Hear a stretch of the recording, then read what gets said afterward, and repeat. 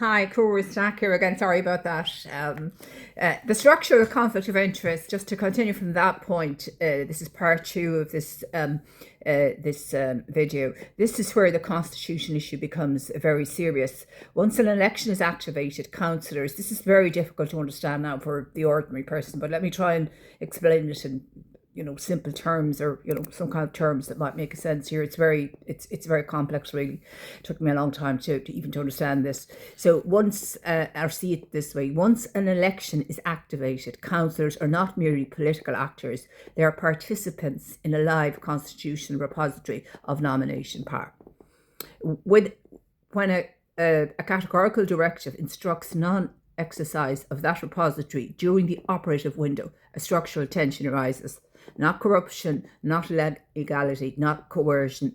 A structural conflict of interest. On the one side, you have political alignment, party coordination, strategic position. On the other, a constitutionally assigned institutional function, a live activation window, a threshold requiring distributed participation.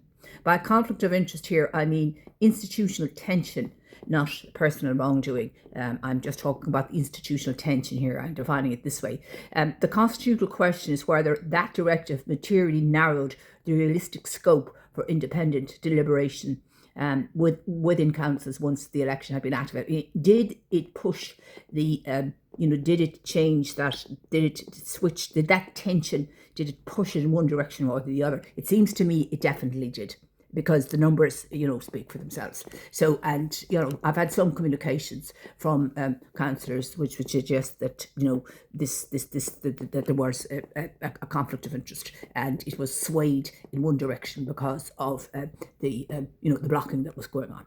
So again, the constitutional question is whether that directive materially narrowed the realistic scope for independent deliberation within councils once the election had been activated. Threshold mechanics and the cascade effect. Article 12 requires, as we know, I've said it 100 times, at least 4 councillors to nominate from the county council route. This is a threshold system. In threshold systems, sequencing matters. I mean, that's what mathematicians do. We try and understand sequencing. If early councils adopt blanket non-nomination positions, especially within clustered meeting schedules, later councils may reasonably conclude the threshold will not be met anyway. This creates cascade dynamics. No conspiracy, no illegality is required. Signalling and compression within a limited time frame. I call it kind of like a virus, but this might be a better way of putting it. In 2025, the 4 council threshold was not narrowly missed. It was not approached. Just look at the 2018 comparison. In 2018, approximately 20 councils nominated at least one candidate. The council pathway clearly operated. One of the candidates that year was Mr. Peter Casey. He secured nearly 23% of the national vote and finished a very credible second overall, because nobody would have gone against Mr. Michael D. Higgins, because they thought he was unbeatable. So it was a very brave campaign by Mr. Peter Casey. But in 2025, in spite of that huge vote, he did not receive a single nomination from any councillor. Not one. This is not... so electoral contexts change, councillors are entitled to abstain, but the structural discontinuity is striking. When participation collapses from widespread engagement to 3 councils and a previous national runner-up receives 0 nomination, it raises a constitutional question. Was the council pathway realistically capable of activation once the election had been formally commenced and that directive was issued? Did it put councillors in a conflict of interest situation, impossible situation that they would not have been in had they not been instructed as so. So this is my belief that they were. And then, because the numbers suggest that conflict of interest was there, where it wasn't there. It wasn't there in 2018. And that's a huge issue with regard to fairness and fair procedures, everything else like that. And it's a human thing. A conflict of interest, if it's direction, it's a human issue, the conflict of interest. But I do not think there would be such a a huge narrowing in terms of had there not been the directive, which could have generated this tension to go in one direction, and that was against nominating anybody at all for the county council route. So perhaps the most remarkable feature of this episode has been the limited, sustained media examination of the structural constitutional dimension. It's most concerning. This is not an allegation of suppression per se. There are many possible explanations. Structural constitutional issues can appear technical, threshold failures are procedural, not dramatic. News cycles move quickly. Once the ballot is settled, editorial judgment may prioritise campaign dynamics over nomination laws. But it is most concerning that there is such media silence. But structural constitutional neutralisation can occur quietly. It does not produce dramatic changes. It produces absence, and absence is harder to report. When a constitutional distributed repository simply fails to activate, I mean, this isn't even hardly announced in the media. This is most concerning. Without visible confrontation, the story can pass without sustained scrutiny. There has been no scrutiny, none. I'm the only person, one of the only people trying to scrutinise it on my tiny YouTube station. I tell the truth, and I mean, I can't say I'm 100% right, but I am really trying to. I'm confounded by the fact of the media silence, completely confounded, given what has happened here. It is shocking in the extreme. And again, is there conflict of interest? Are people forced into that conflict of interest box? By whatever powers that be. The result is not necessarily constraint. It may simply be that structural constitutional questions do not. That's another point. But I fear that there's more to it than that. So why this matters?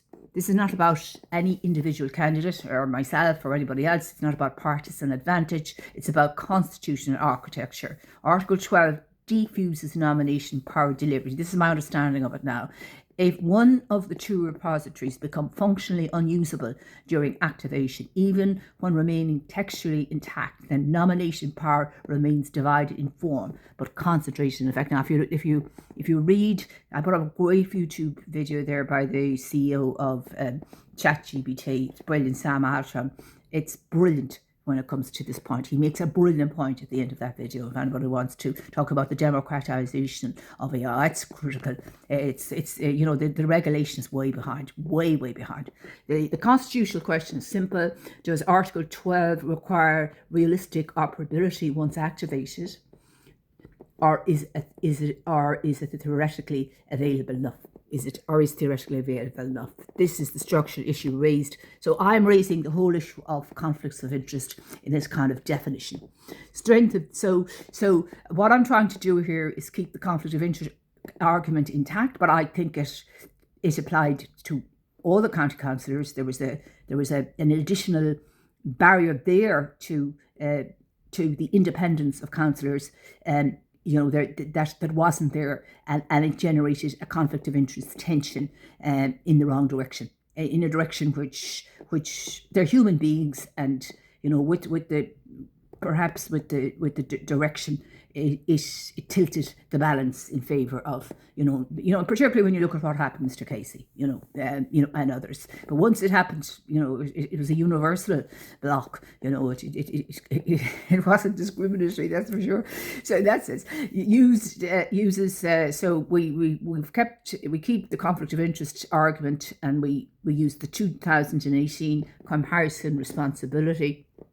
We address media silence, and we try to keep everything structural and constitutional. That's quite difficult because it's what's shocking for me is the lack of discussion about this online anywhere or in in the media. I mean, it's incredibly complex. The whole thing is incredibly complex, and it's a huge issue. It's, in my mind, it's a huge issue, and it's like it's never happened, and nobody wants to talk about it, because is it the fact that there's so much conflict of interest of the type I'm talking about, that tension, and it has to, is this what we want for the future? This conflict of interest, that people are going to feel that their conflict, is this what we want, and does this serve the interests of democracy and fairness and does this really represent what the ordinary people or what the Irish Constitution intended for the citizens of Ireland?